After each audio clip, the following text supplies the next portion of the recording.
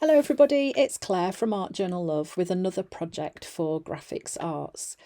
Today I have used these supplies in my project. I've used the Grafix computer printable plastic sheets, the blue stencil film, the Grafix double tack mounting film, the chipboard and some shrink film in white. Quite a few products.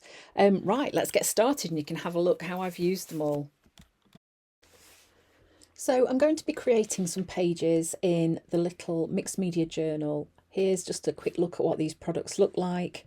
Yeah, these have all worked really well together in this project, so ended up using quite a few of the Grafix products. I started off printing out some images. These are downloads from a lady who is on Etsy under the name of Paper Whimsy Creations. She's called Nina. These are beautiful, bold, colourful images. I've printed them onto the computer film using an inkjet printer. Look how bold those colours are. So then I'm going to use some of the pages in the journal. Really, they're just going to be my backdrop for the page that I'm going to create using these various products. So you can see that I've cut that page in half. I am then going to just peel this off. So this has an adhesive backing, which means that you don't need any glue. So then I'm going to pop my page onto the sticky reverse side of my film, and I've not stuck it over the bit that's going to clip back in. Look how well those colours pop against the white, and I've still got all that background left that I can use for something else. I do love these films that have got the sticky back because I think they just make creating so much faster and less messy. So if you've got an inkjet printer at home, it's worth getting hold of some of this computer film. Lots of us do have an inkjet. I think, in fact, it's maybe more common than having a laser printer. Again, I'm doing the same for the page behind. And look at that, I've got an instant background. I have used someone else's download and I've put it on this computer film, and then that's it, that's done. So then I'm grabbing a piece of the blue stencil film, and I wanted to see if I was able to use one of my paper punches through this film, and the answer is yes, you can. So this is a stamp that I punched that I've got from EK Designs, and I did need to press quite hard, but look, I can create my own little mini stencil. You can also use a craft knife to cut through as well, but I mean, that just works so easily using the punch. So then I'm going in with a bit of white paint. I'm going to use the stencil that I've made and just add some little white dots onto those pages that I've added. And you can see the paint is going on really nicely. Next, I am using a piece of the Grafix chipboard, and I've got these ones that I've printed onto the computer film, which are like ATC, artist trading card size, perfect backgrounds, really like them.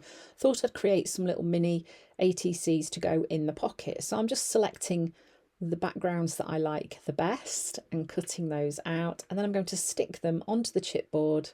Again, no glue needed because of course the backing is adhesive, and you can see because this background is craft, I'm leaving it that colour. The colours behave really differently on there as how they do to the white, obviously because I haven't got that white colour showing through, but I really like how that variety, how they kind of play together. So then I had another piece of paper left from inside the journal, so I've stuck one onto there as well because I don't like to waste any bits. So I've got a bit of a variety here in the way that the colours are working. I've got to have one on a white background and some on some chipboard as well. So then my scissors cut through this chipboard really, really easily, and yet it is nice and sturdy. It has quite a good weight to it, so it's great for kind of doing little things like this. So I'm just going to cut those out, and then they are going to sit inside the pocket. And then I'm just repeating the process. I'm going to add some stenciling using white onto those ATC shapes that I've created through the stencil film with my little handmade stencil, just so that these work with what's already there on the page behind with the pocket, with the stenciling that I've added on there. I really like how this is working together. I like to repeat designs when I'm doing something like this. So because I've put those shapes on the background, I'm going to add them onto the ATC cards as well. Not only do they make it kind of be cohesive, but they also calm that background down. So then I'm going in with a bit of stamping. Again, you can see that's working really nicely over the background. It's all layering up in a really lovely way. So after I've done the stamping and it's nice and dry, I'm just grabbing a pen and I'm just going to go in and do a bit of doodling. I'm outlining some of those circles, so that's just going to pull those forwards a bit. Okay, so now I'm starting to think about some focal points for these little ATC cards, and I'm using a collage suit book. I'm going to just choose, called Journal Girly, as you can see. I'm going to choose some images. I think there are some really cool little llama heads. Yeah, there we go. I really liked how quirky they were, so I've grabbed those and I'm going to be popping those onto my tags. So this is where I use the double tack. So this is a double-sided adhesive film, and I can peel off one of the sides of that and then stick my image on there, and then it'll have adhesive on the back of it. So it's really good, works really well. A little bit different to the computer printing film, which you're actually printing on the side that's not sticky, and you peel it off and you've got the sticky bit underneath.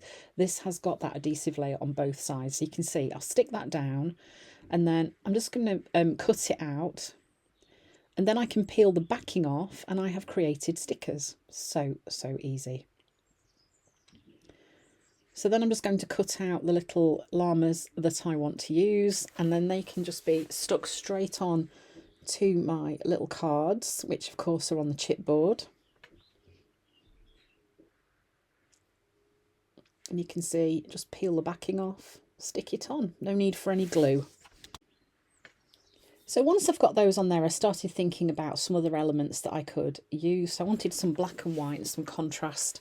So I've grabbed another sheet of printed collage paper and again stuck it onto the double tack. And I'm just going to cut some little elements out, peel the backing off, stick them straight on. So then these are some elements, paper elements from Art by Marlene, just little flowers that I've put into a little drawer to keep nice and safe. It means I've got all my flowers together. And I'm using a stapler, it's a Tim Holtz tiny attacher, just to pop some of those onto those little cards. And then these are some sticky quotes from Art by Marlene too. These are going to go onto my cards as well. So next it's time to use the shrink plastic. So this is the white one.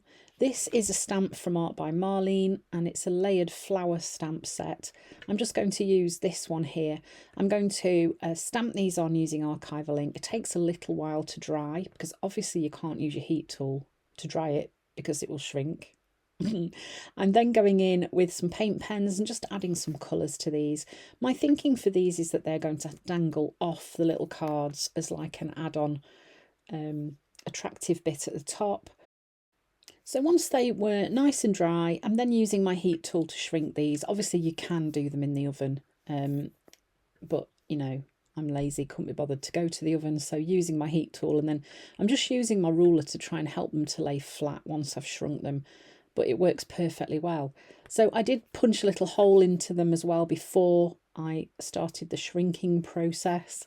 That means I can then attach these to my tags using a little bit of ribbon or thread. So to finish them off, I found some nice colourful ribbons that kind of went with the vibe of my little pocket page. And there we go, there's the finished project using lots and lots of wonderful graphics products. So don't forget, you can head to the Grafix website. It is at www.grafixarts.com. There's lots more inspiration on there from other fabulous artists. Thanks for watching, and I hope to see you again soon.